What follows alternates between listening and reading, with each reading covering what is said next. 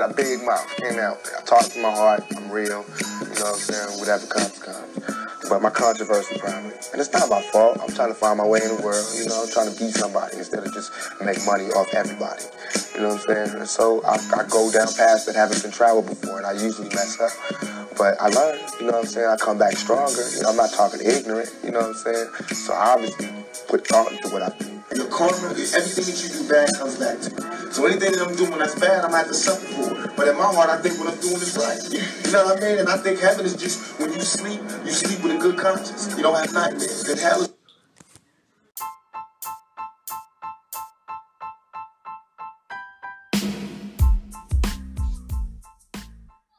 What's going on, everyone? I'm so happy you decided to join me on this journey called Podcast Life.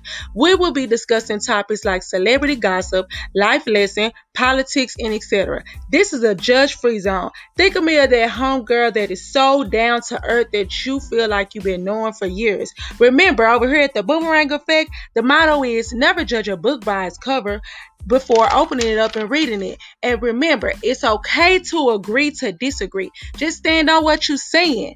Got it? Period. Please like, comment, share, give feedback, anything to help this podcast grow, because it is a voice for the people. So, love, peace, and unity. Mwah.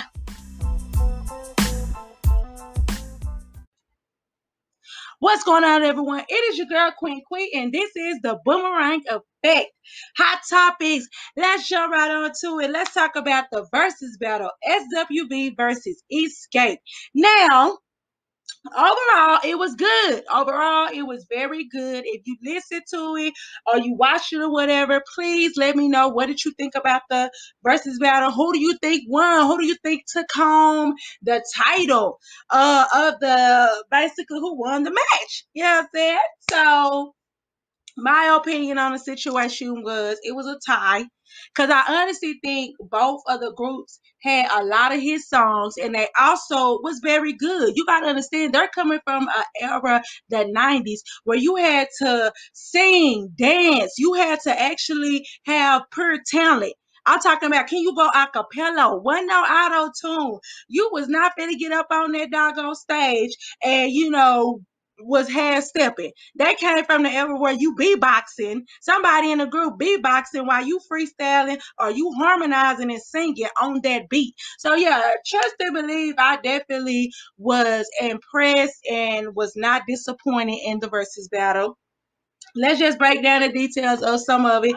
Some people was having an issue with SWV. They said that, they came back strong the last two rounds, but the first round, they were saying that they did not like SWV because Coco, the lead singer of SWV, they said she had a resting bitch face. Excuse my language, but I'm going to let you know the resting face. The resting face is when somebody looks like that they're annoyed, like they don't want to be there, they look like they got an attitude and stuff like that. So therefore, it comes off as it's kind of like they're annoyed. Like, oh yeah, I'm here, but whatever, I have better stuff to do.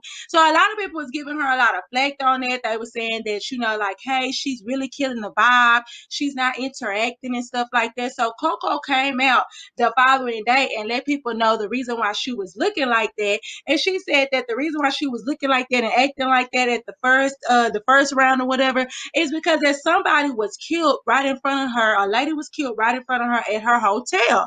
So therefore she was dealing with anxiety. If it wasn't for her husband and son, she don't even think she would have even came to the performance. Now, not trying to be funny, I want to know what hotel you was at, because it ain't like that you was at the Motel 6 where it's a lot of prostitution, drugs, and stuff like that.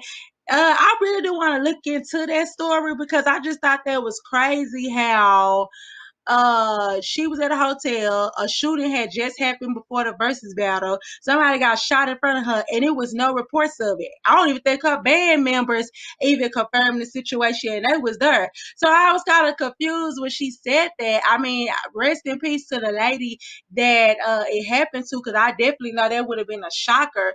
But she did come out and make that statement, and I think that another reason why she made that statement is because that, let's just keep it real, her attitude and her demeanor probably stopped a lot of endorsements, a lot of opportunity, not only for her solo career, but even when she was in a group. Because to me, I'm 31 years old, but even me looking at interviews or TV shows that they was on and stuff like that, to me, Coco always had like a certain attitude and demeanor. Like, yeah, I'm the lead singer. Yeah, it's me. I'm Diana Ross.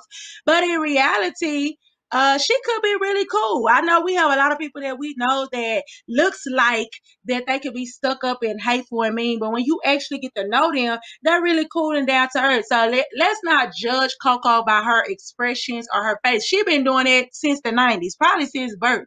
So I think that this time she went ahead and just basically put it out there, the reason why she was looking like that, because she didn't want people to think that, she had an attitude or she wasn't grateful or she did not want to be there. Because at the end of the day, they can still go on tour with their songs. They can still sit over here and book shows and club appearances, and nobody's going to book you if they feel like you have a diva personality, like you have a stuck-up persona. They like, look, we'd rather just play the record at the club, they pay you to come, and then you acting like you don't want to be there, and then you got these people and that's paid all their money for that. So yeah, be mindful, because it ain't what you know, it's who you know. You can have the talent and the skills for that job, but somebody will basically take a different route because you're not business, you're not professional. So that goes with anything that you're doing when it consists of business. Be mindful that don't act like that you don't want to do it or your heart is not into it, because people will take their money elsewhere. Don't feel like you're bigger than the customer at time. I understand the customer is not always right,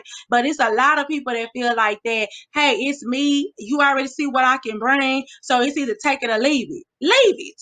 Cause I'll be doggone if I spend money on a concert ticket or a product, and then the person that does it, they feel like they're entitled, or like, oh yeah, you gotta give me this because I'm this, and that. No. So yeah, I think Coco cleared that up. Do I feel like that the reason behind it kind of seemed a little shaky, but I do feel like that she felt like at the end of the day, she didn't want people to think that she had the same type of attitude she had back in the day.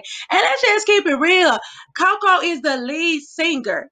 Even back then, her attitude was like that, because think about it, you're in a group, you are the lead singer. They talking about sisters with voices. It should have been sisters with voices. It was just her. Let's just keep it real. Lily and Tosh, they didn't have the vocals. Now they did, used to say like, "Hey, we wish we would have, we wish we could have came out and did this and did that and sung more lead songs." But Coco actually had the voice. So just imagine you being a lead singer. I think every lead singer in every group have dealt with that. Where they're the lead singer, they're carrying all the songs and stuff like that, but they still have to split this money 3, 4, 5 different ways. So that's unlike Escape. All of those are lead singers. All of them could actually take a lead in a song, and they actually had the opportunity to do it. Now, Candy, Barry White voice, every man need a lady. Now, wait a minute. Now, I ain't trying to be funny. Kaya went in on her about that a while back, though. That was too funny. Like, what you mean? Your knuckles, you sound like you got some rough knuckles. Every man need a lady. Now, who wants to come in like that? I can't even get in the flow. But shout out to all the deep voices, females, Batman voice. I'm one of them. So hey, I'm on y'all side. No discrimination. But unlike them, they actually had everybody in the group that was some lead singers. They just didn't get the shine because, let's just keep it real, in the industry, it was based on talent, but it was also a look too. And they would like, I think Latoya, Latavia, I'm talking Latoya, Latavia, but those sisters that's in the group, they to me had the most powerful voice, but they didn't have the look. Candy, when Jermaine Dupri looked at our for them, he just said Candy had to look like, she was more markable. So that's the reason why they put her in the forefront. So, yeah, but I don't feel like she had the strongest voice. Candy was doing her own thing. She was consistently, singing and leading and taking on the show. I feel like she had this boss mentality. One thing about Candy, she about her bag. She gonna get to the bag. She gonna promote herself, and she gonna make sure that that she just wasn't no singer. She was a writer. She didn't need a lot of stuff in the industry. So big ups to her. Those sisters, they came through. They brought it. Tiny, a lot of people was concerned because they felt like, about Tiny and see, y'all been caught up in this sex trafficking scandal that was going to be distracted. That was going to basically overshadow the show. but it did not. And just shout out to all those women. They all looked beautiful. Black don't crack. Clearly, these ladies have dropped their album probably 20 years ago. And this is what I'm saying about longevity. To this day, in 2021, these ladies can still travel the world and make money and go on tour just by them coming out with some songs when they was teenagers.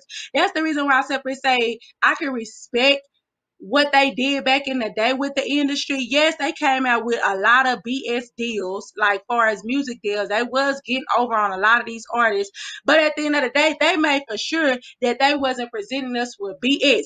They really made for sure that these artists could sit up here and still perform a lot of their songs to this day. So I don't see it for my generation. I mean, let me know in the comments or something like that, or who you think that has a lot of longevity songs that you can see us playing when our kids get older. Like, we don't have that, them songs, them hits. I feel like a couple of Beyonce songs, a couple of, Kanye and different type of artists, they do have those songs, but in this their time, 20 years from now, do I see a lot of these songs being very popular that's what's popular now? No, because we're like, get there, oh, okay, it's hot, and then it's not the next day. So I feel like in the 90s, they just had a lot of songs that not only our parents and our grandparents listen to, we also can listen to. And our kids can listen to. I play a lot of old school songs and my kids love them. So that just says a lot, that just says a lot about the industry. So shout out to SWV. Now, what I did not like, y'all gotta peep game. In the 90s, it was a lot of y'all artists that was begging. What y'all begging for? Y'all was worth the key search, y'all female artists. I'm just keeping it real. Y'all was begging and pleading. Y'all was some sideline cheeks. Come on now. Did anybody see ya come into my house last night? Then you talking about if the girl, you like the fact when his girl in the room and she don't know. Come on. Oh no. And then a lot of SWV songs, when I actually just sit up there and listen to it, you're the one for me. You're the one for me. And you talking about something, you don't care if he got a girl or die, you will keep it on the low. Come on now. Y'all was a lot of sidelining. Why y'all on the bench like that waiting? You know what I'm saying? Like, I ain't like that. A lot of songs in the 90s, it was a lot of begging and pleading a man to step forward. And if he don't step up, y'all was willing to be number two. Mary J. Blige too. I can love you better than she can. And then she had the head sideline chick. She had the hairstyle on chick. Who is that? Lil' Kim rapping on there. I told you once, I told you twice. Girl, you done told him 20 times, and he still ain't left. And then he ended up marrying somebody else, knowing that you was the one there before her. Come on now. That ain't pressure. Y'all was not applying that pressure on them dudes. And I just laugh because the reason why I'm bringing that up is because a lot of artists feel the need to discredit and talk about female artists or female rappers. I like, all y'all want to sit up here and talk about is real ass big give a F by the nigga, 6 figures. You know what I'm saying? I need a nigga that's gonna act right. Like, we're going in. They going in on the stars. They're holding these men accountable. They like, look, I'm finna get this bread, then head, then leave. You don't want to act right, you gone, you up out of there. So it's like y'all dragging these female rappers about basically being empowered and taking they power back. But y'all wasn't saying nothing about Candy them and the rest of these 90s R&Bs and stuff like that, talking about stuff. They want to be a sideline chick and I can treat you better. And you know what I'm saying? And you the one for me. And these men sit over here in the whole relationship. So now y'all gotta ease up off these female rappers and stuff like that when y'all was accepting this BS in the past. Cause I ain't number two. I'm number one. I ain't no secret. I can't keep nothing on the low. My mouth too big. What's on the low? Ain't nothing on the low. I'm queen. I'm bringing that pressure. So yeah, I'm definitely on this new generation type stuff. I'm not as raw and uncut, but at the end of the day, I do feel like that I know my worth and I'm not gonna settle. So shout out to SWV. They definitely brought they definitely brought it. They definitely brought it on the versus battle. Let me know what you guys think about the versus battle. Okay, so going into something else. Speaking of music, Tank shares that he is losing his hearing and his right ear. So let's hear what he had to say. And I want to use my situation to encourage your situation. going completely deaf in my right ear, and I'm kind of losing sound in my left. I'm dizzy, can't walk a straight line. All of this out of nowhere. Don't know how or why.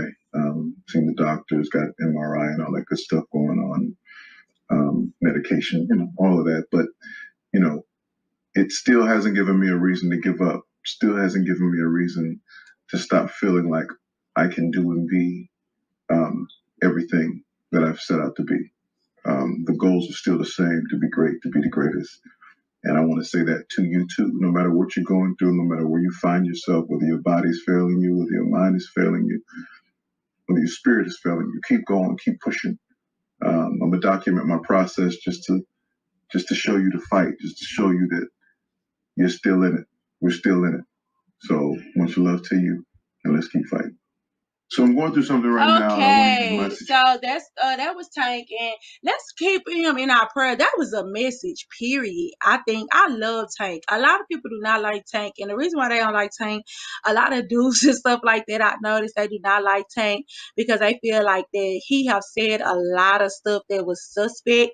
I think he was saying something about like if you let a man give you oral sex one time and you don't like it or you don't prefer it, then that does not consider you gay.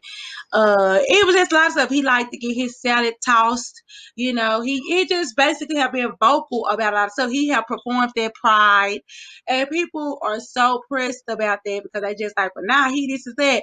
But he is happily married and he have kids. And to be honest with you, for people, I don't worry about people like Tank. And the reason why I simply say I don't worry about him is I love the fact when a man is openly comfortable in his sexuality. Like, therefore, he can listen to a song, a female song, and really be vibing to it like a rapper or whatever, and he don't feel like it demasculate him.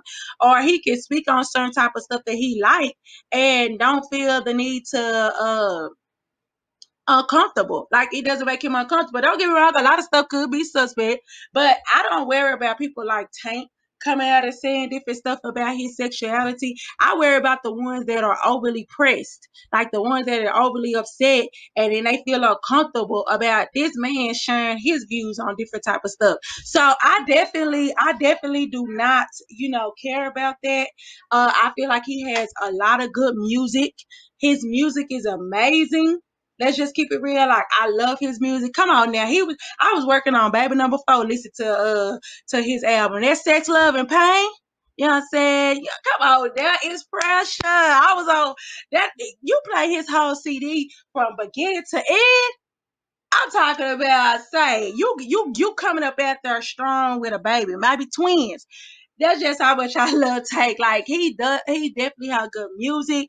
And to hear him say that he's losing his hearing in one of his ears, that is very, traumatic.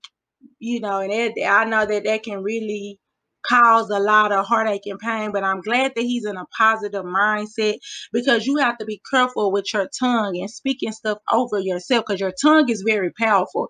So like he said, per se, speak positivity, still be encouraged, still press through, because you can't sit up here and live in misery, complain about it, because what's complaining gonna do? It's not gonna do nothing but frustrate you more, and it's really not gonna solve the issue. So he's a wonderful, you gotta understand, he's a writer. He's a writer. He plays the musician. I'm sorry, musician. He plays instruments. I'm sorry.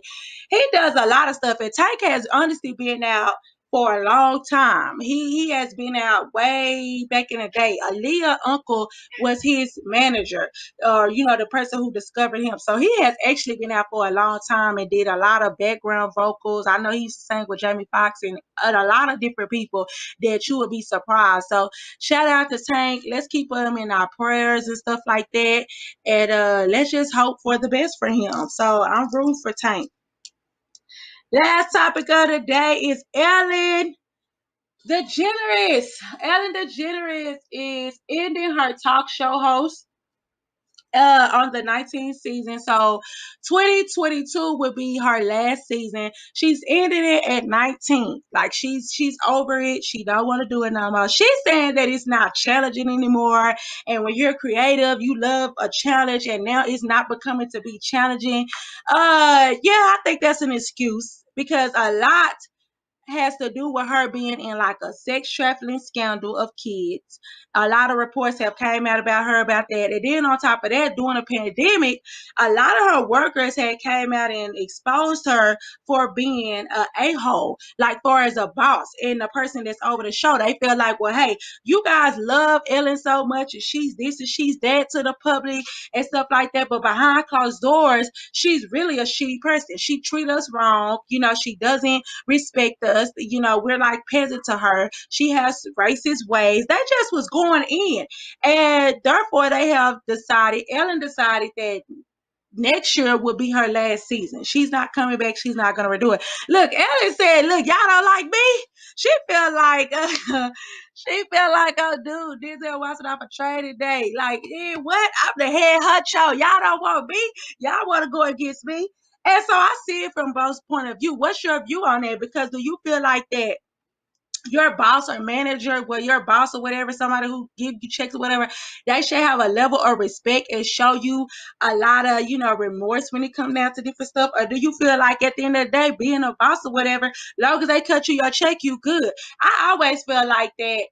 I feel more appreciated by a customer. It does hurt as a worker to go to work every day, never call in, bust your break, and then you have your employer feel like that you're just another worker. Like when it come down to a crisis or when it came down to the pandemic, they do not show that they appreciate you. Versus it's either giving you time off, helping you out or whatever. They're out for themselves. But we always have to remember it's always business, never personal. So you can't get too close when it come down to your bosses and stuff like that, because at the end of the day, they're going to protect themselves and their family. So I feel like a lot of people was upset because she was paying them, she was underpaying them, like they wasn't getting paid that much. And then on top of that, they feel like she was an a-hole. So it does hurt workers to sit up here and everybody like, oh my God, you work for Ellen, she's so sweet, she's so cool. And then they're looking at you like, yeah, but until you see her and you work with her and she sits up here and don't acknowledge you, or she's screaming and yelling at you and treating you like BS. So yeah, so I feel like that Ellen was like, nah, I ain't coming back. I don't want to work. And don't get me wrong, because Ellen felt as a boss, you will feel very hurt too if you know for a fact you pay these people, you're busting your butt, your name is out there, and then at the end of the day, when something doesn't go their way, they feel like that you're the worst boss in the world. That can hurt. If I had a business and I'm paying people and they on my payroll and they're working up underneath me and they're in close corners with me, and then next thing you know, when they stop working or something go wrong, they have all this stuff to pour on you saying that you're horrible, you this, you're that, you're mean, you're spiteful. And she honestly could just be keeping her distance because she don't want to cross the line. So what are you guys' opinion on it? Do y'all feel like Ellie was wrong for not for not interacting and showing her workers appreciation? Or do you feel like that it is a thin line between workers and boss, and you should always make sure that you keep that line in order? Long as you paying them and giving them benefits, you should not sit up here and do nothing for them. I'm not gonna lie, as a worker, it does even hurt more when I have customers that come in and give me stuff on holidays and they show their appreciation to me and let me know how good I'm working or how they appreciate me as a worker and being so nice and polite. And then I have a boss that sit up here and won't even, acknowledge it or say thank you or give me a raise or, just buy lunch or something like that. It's sometimes the smallest things that count. So, yeah, let me know what you think. Like, I mean, it is her name on the show, and a lot of people are like, well, her name on the show, it's her brand. Why they making a big deal? You are a worker. But think about it. Yes, her name is on the show, but it's people behind the scenes that is keeping that show running for 19 years. Do you honestly think Ellen DeGeneres is sitting over here doing research up on these guests that going by these viral videos and finding this talent and stuff like that? No, she has a team. She got her foot propped up somewhere, taking vacation. She's reading off a card note. You see what I'm saying? Like, she's reading off a cue card. So at the end of the day, it's like for people to feel like that the workers don't have no say or they're ungrateful. Yeah, you got to think about that. Like, why are they ungrateful? Because at the end of the day, they have sacrificed their livelihood. They have sacrificed their reputation, probably family time and everything else just for somebody to feel like that they're replaceable. They are replaceable. So you feel like Ellen should have basically replace the whole staff and kept continuing with her talk show? Or do you feel like that, yeah, it's time for her to go ahead and bow out gracefully? It's 19 seasons. I wish she could have went for 20, but but hey. So yeah, let me know what you think. Please like, share, comment. Let me know what you think about the show. I really appreciate you guys so much. Mwah! See you next time.